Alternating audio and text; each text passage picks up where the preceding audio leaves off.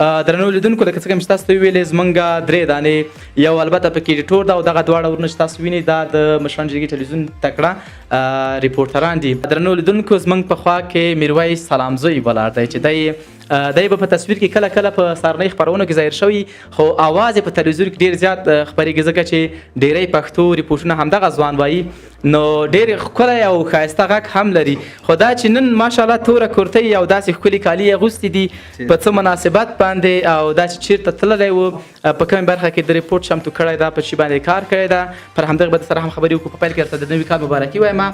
سلام زوی صاحب دا راته ووایي چې تاسو له دغه نور سره چېرته تللي وئ؟ ډېره مننه. اول تاسو ته سلام او درنو لیدونکو ته ناته نویم کال د ټولو هیوادوالو ته مبارک وي. هیله ده چې دغه کال د لکه څنګه چې نویم کال له دې نه ښه وي او د سولې او د ورورولۍ یو پیل وي.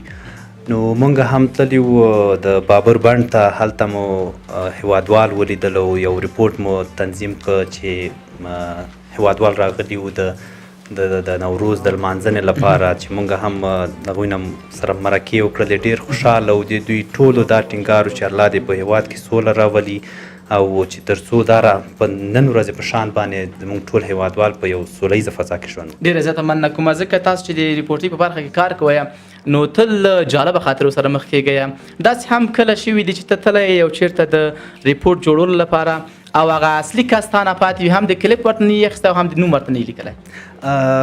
ډېر داسې اتفاق منځته راغلی دي. خو یو ورځ چې زه لاړلم ما سره بابر کاموالو په خپرونه کې چې ته مې وویل چې وسایل تنظیم کړه زموږ خپرونې ته.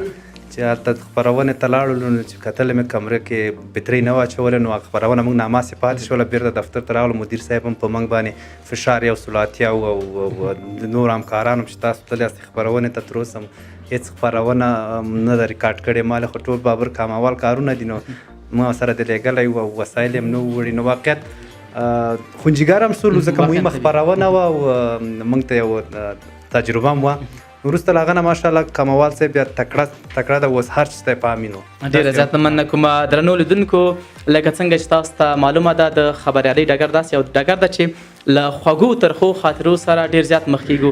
خو کله چې بیا داسې ورځې وي لکه د نوي کال یا هم د اختر شپې ورځې وي، کله چې موږ ریپورټ یا یو څه شي چمتو کولو لپاره ځو نو طبعا زموږ د چې ډېر زیات خوشحاله یاستو او په ضمن کې دی چې خپل کار سره ډېره زیاته مینه لرو. زموږ نه ځینې شیان پاتې کېږي. مننه کومه سلام زوی صاحب. په پای کې مو لنډ پیغام لیدونکو ته څه شی ده؟ مننه. زما پیغام درنو هیوادوالو ته دا دی چې په هیواد کې ټول د امنیتي سرتیرو نه ملاتړ وکړي او همدارنګه د ورورولۍ په فضا کې ژوند وکړي.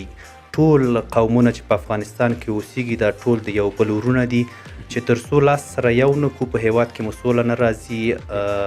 زموږ یووالی به دې باعث شي چې په دې هیواد کې سوله راشي او هغه کسان چې زموږ په هیوادوالو پسې هسې ناحقه توطیه کوي او د دې پر وړاندې باید موږ افغانان ودرېږو. مننه کوم تاسو ته.